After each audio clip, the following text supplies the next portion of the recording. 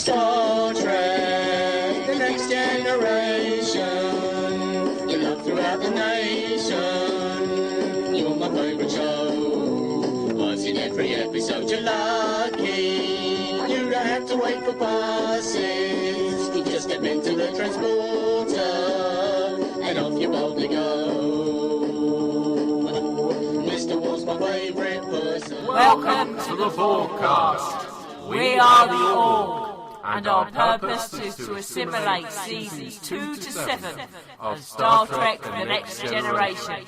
Hello, friend! Hello! I hope we find you well and that you've an alcoholic drink of your preference in front of you as we travel along 2 more episodes of Star Trek The Next Generation in Season 4. We've had some feedback from last time's podcast from the lovely Dimbo Sama. Hello, Dimbo Sama! We were hoping that he might give us something concerning the Irish folk song that Miles sings in The Wounded. Yeah, okay. And Dimbo Sama writes, Hello, Orgs. I hope I'm in early enough to fit some feedback in. Yes, you are. I just wanted to say that you're correct. The song that Miles and Mackwell sing in The Wounded is indeed an old Irish song. It's called Little Minstrel Boy and was written to commemorate those who died during the United Irish Rebellion of 1798. It was carried over to the States by Irish immigrants and became popular as one of those songs you sing in the trenches during the Civil War. And apparently it was also carried into the British Army during the Great War, where it is still associated with Irish regiments in the British and US armies. So it's not at all surprising that Irish members of Starfleet, or those of Irish descent, would still sing the song in the 24th century. So it's a nice touch and gives Miles a bit of fleshing out. Also, in regards to Keiko and Miles having practically no idea about anything about each other, I'm going to have to say it's a clear case of a drunken starbase bender, because there's no reason that a contemporary Japanese woman wouldn't have had a breakfast with her fiancé or even boyfriend before they were married. Very odd, but it does explain a considerable amount. See, we solved that mystery. We did. Anyway, thanks for the podcast. Keep up the good work. And you will not believe how excited I was to learn you'll be covering Deep Space Nine as well. Looking forward to it. Oh, yes, sir. Bye. Bye. Bye. Yes, can't wait for Deep Space Nine. So splendid. Thank you, sir. Thank you. Let's hear what Trailer Man has to say about Devil's Due. From the gates of hell comes the ultimate evil. Who are you? The devil. A demonic power terrorizes a peaceful planet. These people are all convinced that their world is coming to an end. And a deadly game of seduction could steal Picard's soul. I can do anything for you, Captain. Your life is in danger here. Enterprise, come in. Your ship is gone, Captain. Duel with the Devil on Star Trek The Next Generation. What is it with that? 80s Yeah, music. that music. It's... Make it action-packed. Mind you, it does fit with Audra's hair. Yes. So there we are. Far away, madam. Yeah, as much as there is to far away about. Mm-hmm. The teaser is Data doing a very famous scene from The Christmas Carol, and Picard is tutoring him. Data wants to do method acting. Never understood method acting. It's not acting, is it? It's remembering. Anyway. Was it Laurence Olivier who famously said, why don't you just try acting, dear boy? Yes. Anyway, he likes method acting, even though it's going to be completely impossible for him, but he's trying to reverse it. He's attempting to use performance to create emotional awareness. There is quite a nice moment where Data's studying method acting, and Patrick says, well, I have heard of it. It's like, yes, we think you have. Yes. Then there's an emergency transmission from Ventax 2, and the population believe their world is coming to an end. No. Yeah. And then basically they're an agrarian society who turned their backs on technology a millennium ago, and they're idyllic. I always hate this. If they turn their backs on technology, they should all be smelling of pig shit and need a slap. Yeah, and the views we get of their cities, there's no way that's agrarian society, No. is it? I mean, yes, there's plenty of green around, but they've got quite advanced looking buildings and roads. Yeah. No, that's not agrarian, sorry. No. Anyway, they've beamed up the old geezer in the bad boiler suit that's all shiny. It's the science suits. This isn't the first time we've seen these. They're awful. We're on to uniform watch now. The colours aren't great. That's the problem with them. And they're made sort of that slightly shiny material that does make them look cheap, It's actually. the stuff you're supposed to, in the 80s and 90s, you put down the backs of your radiator to do something that I can't remember what it was, but my dad did it to all the radiators in our house. That's what they're made of. All right. I mean, I like the way that the design reflects the uniforms that we see with the Enterprise crew making. I mean, it's the same pattern, effectively. It's just the material they've made it from and the colours they've chosen do look... Well, they look like they're all wrapped in Bako foil. It's sad. Yeah. Yeah, so he's explaining that he would have described this society as idyllic until very recently, and it's all down to this legend of Ardra, and it's basically a Faustian pact. And then she's trying to fulfill these prophecies, and the Enterprise crew guess that she's got some sort of technology that's making the tremors and the visions, are making her look like the Klingon devil and everything else that she's doing. Yes. I thought Fekla looked quite effective, actually, when we got to see him. Yeah. I like all the gob coming out of its mouth. It was quite grim. It has to be said, it was quite grim. But they need to prove it, because she's now claiming the Enterprise as well. Yeah. And it all has to be done according to Ventaxian law, and the standard of proof in Ventaxian law is shit. Yeah, then there's my notes then say freaky flowers, because Picard is asleep with these really weird looking freaky flowers right by his head, and if I was asleep and woke up and saw them, I'd go "Wah!" and scream. They're horrible. Besides, both being hay fever sufferers, we were just sitting there stifling sneezes, weren't we? But even so, they're just freaky looking flowers, and I don't know why he has them in his bedroom. And then she appears, and she's all sort of, oh, aren't I lovely? And she just looks... No, you're not. No, she's minging. Yeah. Or as Picard says... You know, there's nothing about you I find tantalizing. On the contrary, I find you obvious and vulgar. Easily fixed. I can be your ideal woman, Picard. Prim and proper. And chaste. Until I succumb to your charms. Or would your fantasies turn more toward a professional woman? One perhaps who wears a Starfleet uniform? Perhaps I could even be someone close at hand, yet unattainable. I can do anything for you, Captain. Anything you could ever imagine. And... yeah, so she tries turning herself into Troy. And that's more like it. That would have done it for me. Then suddenly she turns back again into a horrible state, doesn't she? Yeah, with the bad 80s hair again. Bizarre. Yes. And then Picard is in his little PJs. Shorty PJs, and she beams him down to the space station in the shorty PJs, and my notes then say, good job Picard doesn't sleep naked. Yes, that would have been even more embarrassing for him. So Data comes to pick him up with a uniform, so he doesn't have to be in his little short PJs anymore. And then the Enterprise disappears, and it's bloody obvious she's cloaked it. I don't know why they're going, oh no, where's Enterprise gone? Duh, she's cloaked it. For a moment, I particularly like the fact that you get to see from the shuttle's point of view. So the camera's behind Data and Picard as they're approaching the Enterprise, and they're coming up to go into the shuttle bay. And in some ways, it's a kind of disappointment that the Enterprise disappears, so you don't get to see what that would have looked like. Because they'd struggle to have realised that, I guess. But it is quite effective when the Enterprise just disappears. But yeah, it's like a thought of seconds. Like, well, yeah, they're obviously cloaked, aren't they? Yeah. Well, I think particularly because they've already decided they're looking for technology. That's how she's doing it. Well, it's always going to be, and that's the basic problem of the story, is that this is never going to turn out to be a supernatural, devil-like being, because this is Star Trek, for Pete's sake. No, that's not it. It could have been, and this is part of my problem, a lot of it, particularly with the mischief, with her messing around on the bridge, could have been Q. It could have been a Q story. Or, if not actually Q, it could have been a very powerful being. Yes, it could have been, but I would have been shaking my fist at the screen at that point, because it's like, we've seen that. A, we've seen that lots of times in the original series, and B, we've seen that with Q in this series. We don't need another Q. No, but that was my feeling about the whole thing, really, is that the point is, it doesn't turn out to be a Q. It does turn out to be a Huckster, but, like you say, it was never going to be anything else, really, was it? No. So, and she's minging. Most of the time she's alright. It's just when she appears in Picard's quarters. It's when she tries to be sexy. She just makes you want to vomit. She is a bit, yeah. Reminds me, the hair in particular, reminds me of the character whose name I could never remember, shares the flat with Sarah Connor and never takes her Walkman off. Oh, yes, in Terminator. Yes, I can't remember the character's name either, but yes, it is that 80s look, isn't it? Yeah. You kind of expect her to have a Walkman and sweatbands and be doing an exercise video. It's really just not a good look. Anyway, Data's been looking for all the laws and everything, and if an alien culture is involved, apparently Ventaxian law will allow an arbitrator.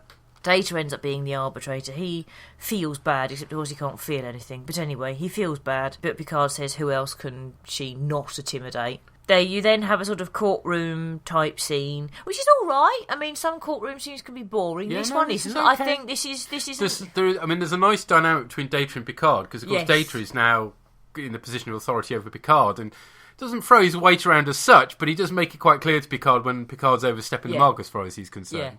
And then usually immediately says, "Sir." Yes, but I like that. That's a nice element to the episode. I think the worst bit though is when Picard's doing his bit and he uses the word trash. It's like, no, that's rubbish. You would say rubbish. Yes. Or possibly the French equivalent, I don't know, but not trash. No. Or just use the word crap. That would work. No, that's a pancake, isn't it, in France? Anyway. Bum. Sorry. And one of the things that Picard does is he makes it clear that it isn't Ardra who brought about the changes, because she left by then. All the changes happened afterwards.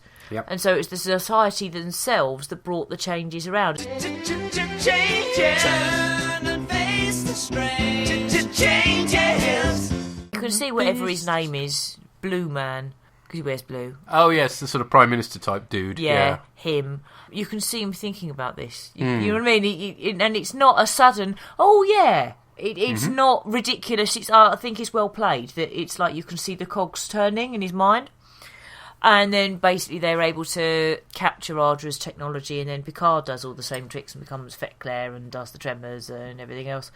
And before that, you get this bit where Geordi sort of appears, because it's got, and this is where it gets rather cliched, is that, it looks like Picard's losing his case. Yeah. But then Geordi appears, he's like, Judge, I think I may have a call for a recess, because I think I may have some answers.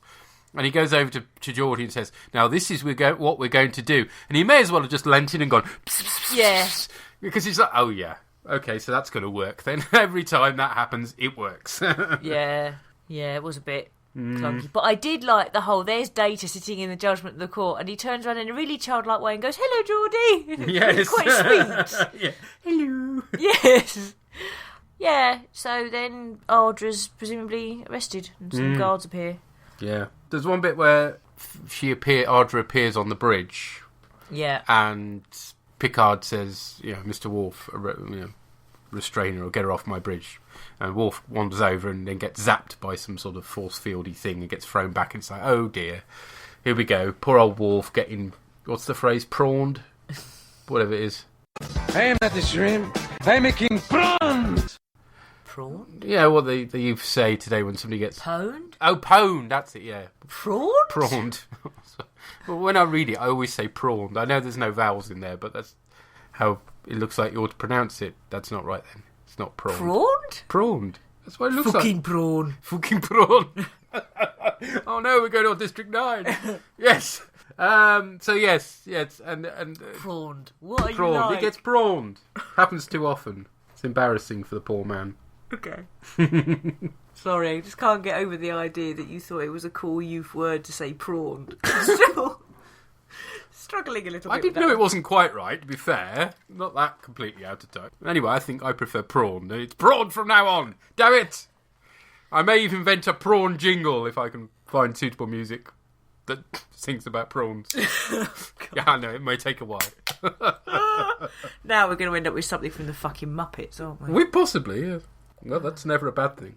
Anyway, back to Devil's Due.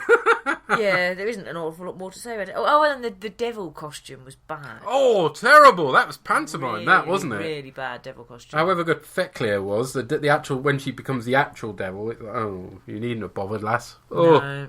It's another unused Phase 2 story.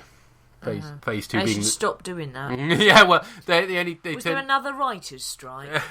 Well, it got picked up during the writer's strike way back in Season 2, but never got finally polished off until now.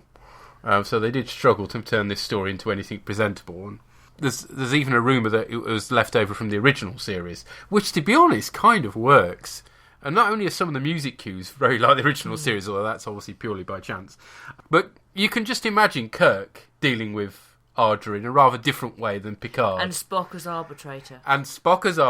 Exactly. But then Spock and Data are always slightly similar. Yeah. And just the whole thing, actually, in some ways, the story fits far better into the original series, because quite often in the original series, it's either a very powerful alien being, or it's a huckster of some sort. You think of Harry Mudd. Yeah. Somebody pulling a fast one. It's a lot more, in a way, an original series story. It's not to say I think it's okay. You didn't like it at all, did you? I like the courtroom stuff because I like the dynamic. So for me, that saves it from being a terrible episode. And there's that wonderful moment where their first suspicion that something is awry, which comes very, very early on, needless to say, is when she asks for economic forecasts. Yeah. And Picard all but says, "What does the devil need with economic forecasts?" So it's sort of shades of Star Trek 5 there. Yeah. Well, the less say about that one, the better. Oh, quality film. So yes, I enjoyed it rather more than you did. It's obviously flawed. You never think it's the devil. You always know that they're going to be able to sort it out. Yeah, and she's minging. And she's unfortunately not great, is she? No. I mean, it's mainly the look, actually. It's not a good look. She, as an actress, might look really nice if she didn't have terrible 80s hair and bad clothes. They were obviously going for alluring. But they went to Cher for dress sense. Yes. It's sort of glamour Hollywood alluring that isn't actually right at all and totally unappealing. Actually, thinking about it, there was a Cher exercise video that is remarkably reminiscent of Ardra. There we are. Thinking of her as Cher now makes a lot of sense, sadly.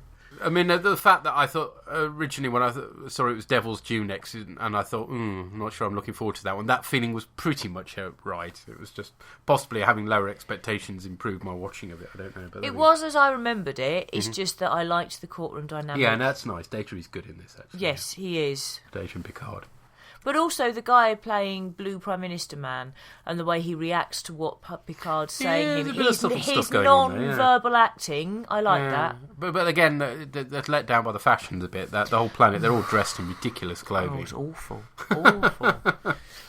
And whoever it is who went and designed that Bad Minbari banner in Babylon 5 did the decor for the courtroom. Yes, they've got some Bad Minbari banners in that courtroom, haven't they? Yes. Which they leave out of focus for good reason, I think. Okay, well, we've had some feedback from Andrew Barker. Mm-hmm. So if you'd like to read that out, madam. Okay.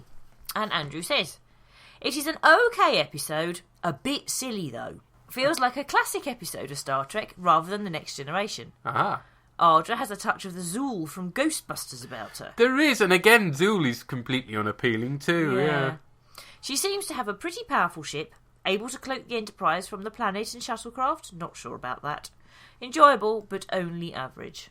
Mm-hmm. Yeah. I think that's fair comment. Fair enough. Yeah. On the better side of average, but average, definitely. Okay, let's find out what Mr. Pieman makes of this. Hello Orgs, it's Murray the Pieman Christensen here, giving you feedback for Devil's Due. This one always strikes me as a wee bit classic Trek. The crew turn up to a planet someone's claiming to be a god, and they find out what it actually is and stop it. Obviously, I'm actually amazed Picard didn't have Geordi and co hunting for some sort of slightly wonky massive computer that was installed previously, particularly with the planet recovered just after, from a state of massive technology, and they had a 1,000-year deal. It could just be that that's the end of their warranty. But, however, the episodes ago, it's not bad. It's actually, I found it still quite entertaining. It's as I say, it's not great, and it does have all these echoes of a sort of classic Trek episode, but they do still get to stick Picard in a courtroom, which is always a good way to sort of run things when you're running a wee bit out of ideas. I did quite like. It isn't a mystery that she's not the devil, and it's not going to turn out at the end. Pans out she was the devil. Well, there you go. There is an afterlife and a devil. You're definitely not going to see that in Trek.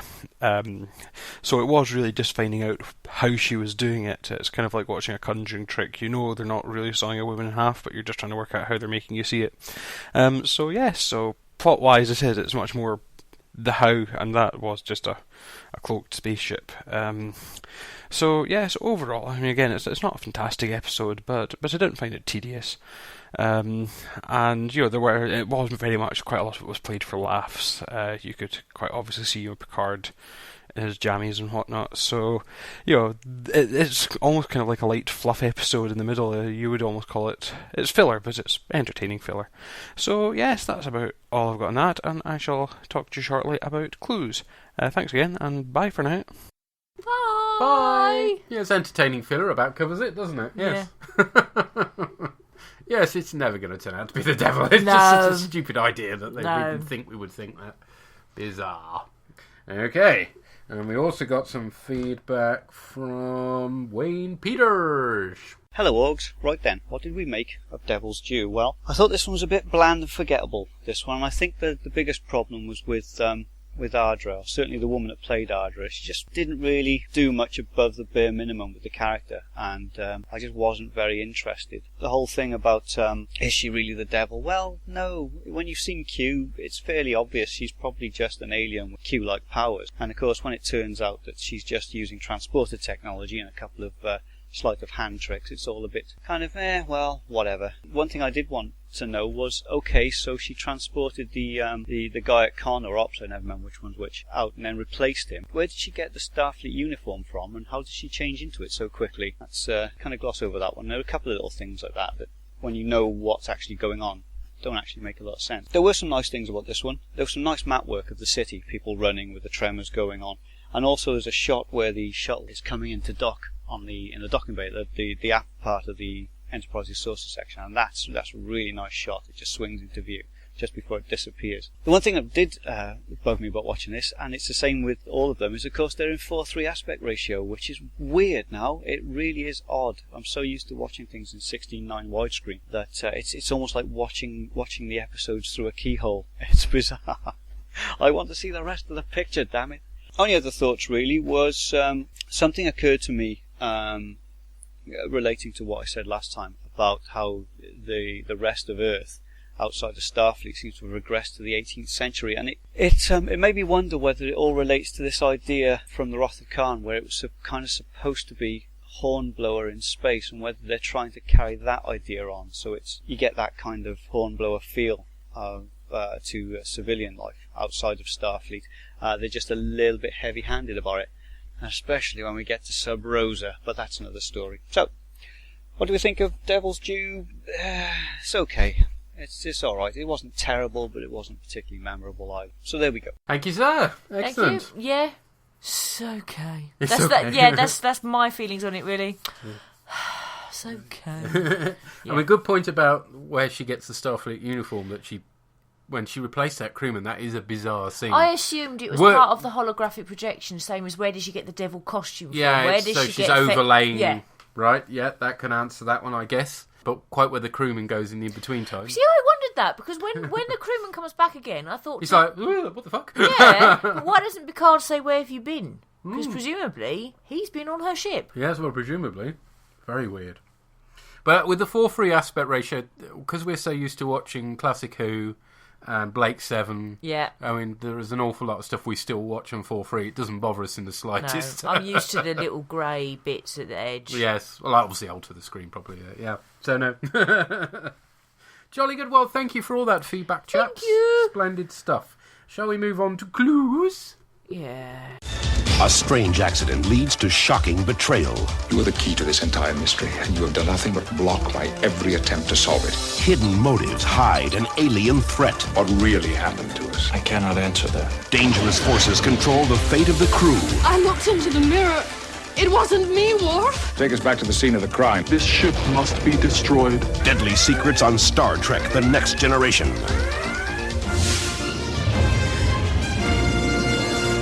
Spoilers!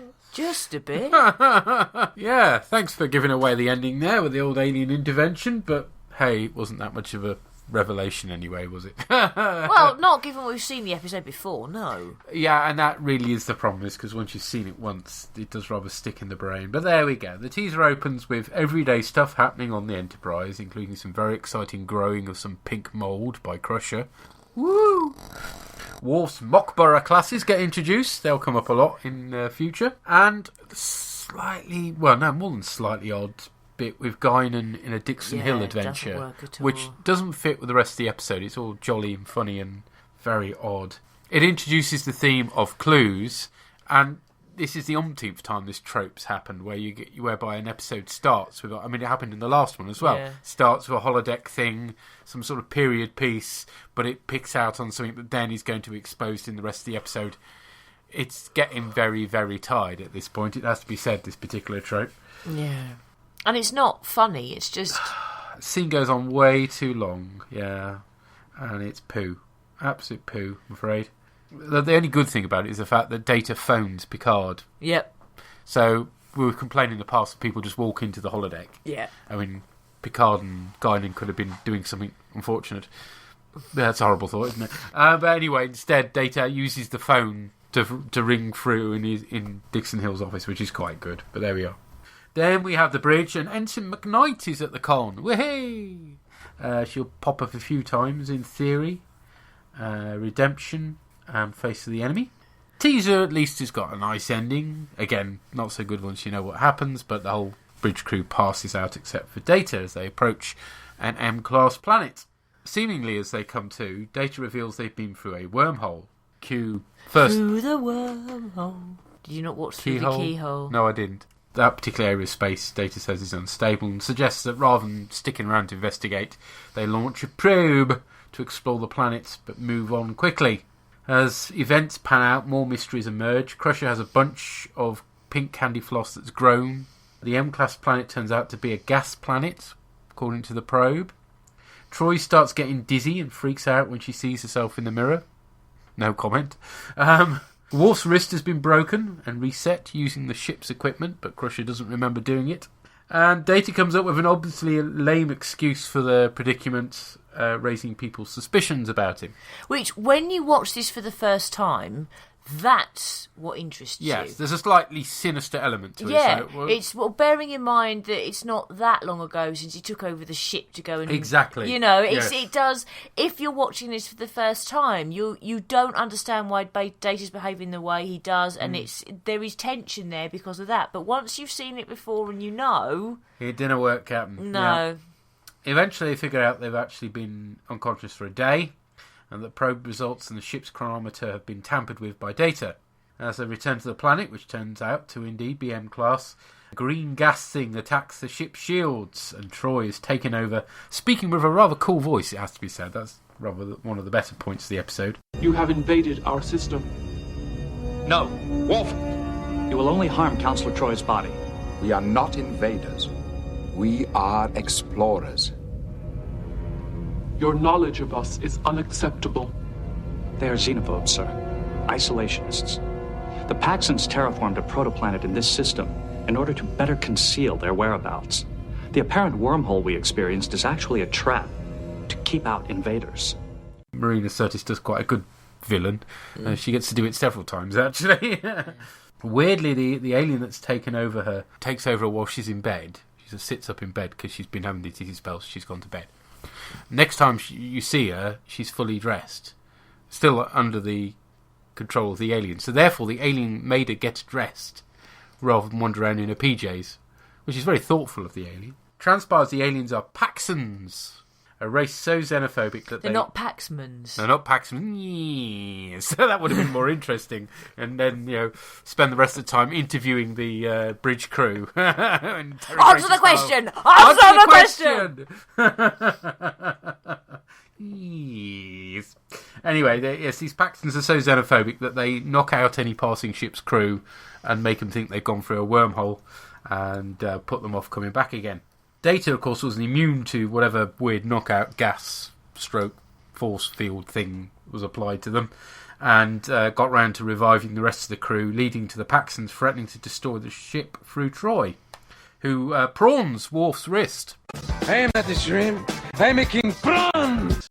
Yes, it is prawns, damn it. So that's 2 prawns in 2 episodes. It's a real prawn salad going on. Picard suggests wiping their memories and orders Data to lie, which could have been a really interesting concept, actually. If you've seen 2001 and 2010, you know what happens when computers are programmed to lie. It kind of gives them a sort of bit of a breakdown, but Data didn't have a Hal-style breakdown, sadly.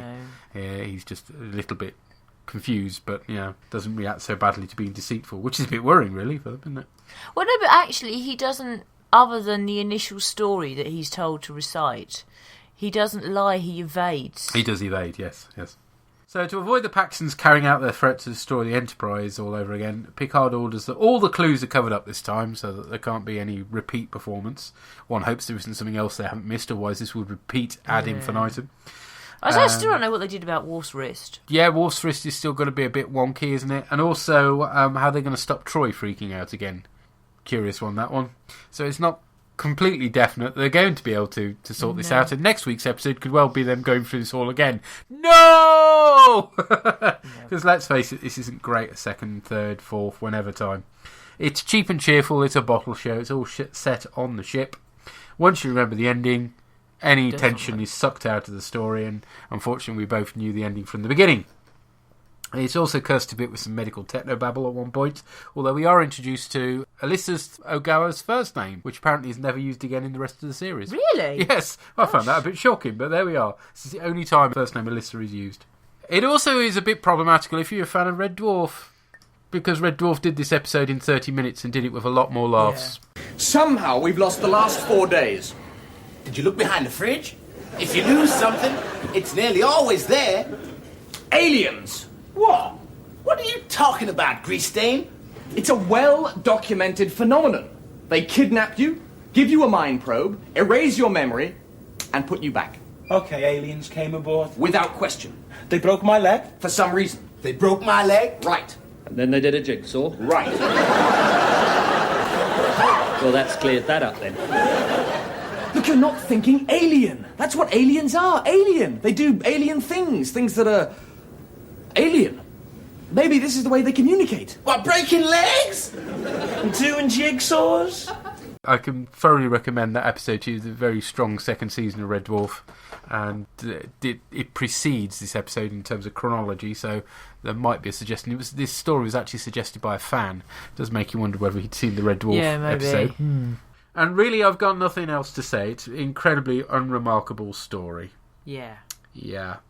In fact, I'm going to struggle a bit, because normally I put loads of interesting pictures up from the episodes we cover between our podcasts. So I have like 2 weeks worth of posts. It's green. Yeah, they're really... Both this and the previous episode, there isn't really an awful lot to put up, sadly. Green. Hey-ho. Let's see what other people think. Maybe we'll just post pictures of prawns for 2 weeks. Prawns. Fucking prawns. And Andrew Barker has this to say. I really enjoyed this episode. Great acting from Patrick Stewart and Brent Spiner. When Picard is questioning Data, I feel taken right back to my school days and being taken to task by a teacher. It's great stuff. The only problem I have with it is how easy Picard and the Enterprise give in to the Paxtons. 2 minutes after counting them in the flashback, and Picard is agreeing to be knocked out, memories wiped and so on. Then he does it at the end all again. Would you really give up so easily?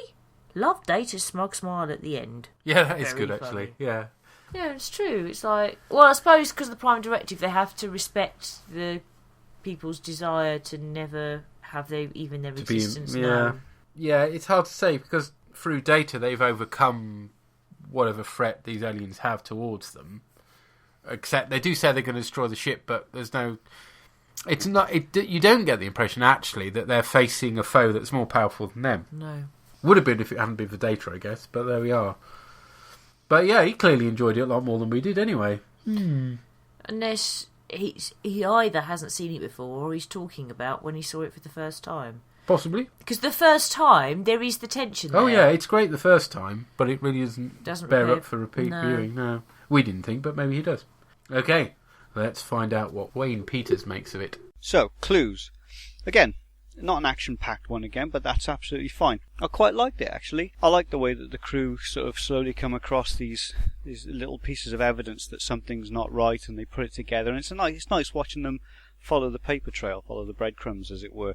I can't help feeling, though, that it would take more than 2 goes to get that absolutely right. I think maybe a dozen or so goes, and I'm not sure just erasing their memories and making them think they've only been out for 30 seconds would actually work at all. I never really understood why, once they'd gotten a safe enough distance away from it, Data couldn't have taken the command staff aside and said, look guys, this is what actually happened, keep it to yourself, because surely the half a dozen command staff could be trusted not to talk about the planet, and that way they would know what was up with Data, and they just leave it alone, I guess. This isn't actually the one I thought it was going to be. I know Peter mentioned last time the episode where it starts in the teaser where they all wake up from being unconscious and none of them actually know who they are, and they're trying to work out who they are and what they're doing there. And there's a stranger amongst them, and Worf decides that perhaps he should be in charge because he's got a gold braid on, and but it wasn't that one. So yeah, not much to say other than that, really. It was it's an okay episode. I preferred it to Devil's Due, certainly. And it's interesting action light episode, which is never a bad thing. Was quite pleased to hear you're going to start doing the DS9s and doing them alongside the next gens as well. So it's sort of at the same, I assume at the same time they were kind of being broadcast, which is quite a nice way to mix it up and then lead into DS9, I suppose, once the next gen's finished. So that's great. I'm looking forward to that. So I did barrel through all of the Deep Space Nines last year, pretty much within the space of a few weeks, and was left a little bit cold. But then, to be fair, I did kind of have them on in the background while I was working, so I wasn't really watching them properly. So it might be nice to give them another go. So look forward to that. So until next time, see ya. See ya, sir. See ya. Yeah, interesting that the idea that A, it would take more goes. We picked up on that to get it right. And B, why didn't Data then take them aside and say... Because if you're applying the Prime Directive, if these people don't want the level of interference even of people being around them, then they've got to respect that. So therefore, why doesn't Data just fess up? Yeah. End of episode, By the way, Troy, you're going to feel a little bit old in a bit, and Worf, you'll find you've got a broken wrist. And by the way, Dr. Crusher, you've got some pink candy floss. Pink moss has grown, yes. Yeah, no, that would have sorted it all out, no problem. But I guess wouldn't have been much of an episode. Not that it's much of one to start with. But again, he seemed to enjoy it. I wouldn't have said it was better than Devil's Due. I think Devil's Due had more going for it than this. Yeah, I like the Devil's Due at least had the courtroom scene. There we are. But yes, Deep Space Nine, the idea is Deep Space Nine premiered at the start of Next Generation 6th season. So we're going to cover, as we're covering episodes of Season 6 of Next Gen, we'll do one Season 6 Next Gen and one Season 1 Deep Space Nine. Amazed you did it in 3 weeks. That's one hell of an overload on Deep Space Nine. It is a bit. Yes, that'll be interesting, particularly since the first couple of seasons of Deep Space Nine aren't renowned to be great. It'll be interesting to revisit those, just as I revisited the early seasons of Next Gen and found out they weren't quite as bad as the last time we did a rewatch of DS9, which I think is when they released the DVD box sets. Some years ago now. Although I don't particularly remember... Well, I remember some individual episodes. My main memory, certainly of Season 1, is that the good episodes are actually remarkably good. But the bad episodes are really shite. And to be honest, that's very much the case with Next Gen as well, Season 1. I mean, there are some really good episodes in first season. I mean, not as good as what came later, but yeah, there are some quality episodes actually in Season 1. And yes, the crap is very crap, but the good is actually really watchable. So, okay. Shall we finish off with Mr. Murray? Yes. Hello again, it's Murray the Pie Man here again to talk about Clues. Clues is an episode I actually rather like. I do like the sort of mystery premise of it, the way sort of slowly bits and bobs of just sort of little unexplainable things make the crew investigate. It's got quite a nice little atmosphere to it, and like I say, as the mystery builds, it grows quite well. I do often get it confused. There is another episode where they all lose their memories, and I do get those two mixed up. I know Clues is the one with Crusher and her little plants, which have grown too much. One of the things is, for a crew of very intelligent people who were told you must hide evidence that they ever made contact with a grumpy, isolationist alien species, they do leave rather a lot of obvious things out. And you would expect. I genuinely expect a little better from them, to be honest. Sort of, you're half expecting one of them to open the fridge and find out it's gone past its sell-by date and that sort of thing. So yeah, couldn't they have also just said no, you're all unconscious for a day? Would probably be the easiest way to get round it. So it does have its plot holes, but like I say, the actual way it builds up, and particularly you do start considering, was Data, has he been tampered with? Is Data kind of acting against them? Is he under someone's control? There are these rather nice touches, or is he plotting something? And so yes, it's overall, again, it's arguably same as the last one. It's not that special an episode. Nothing particularly groundbreaking occurs.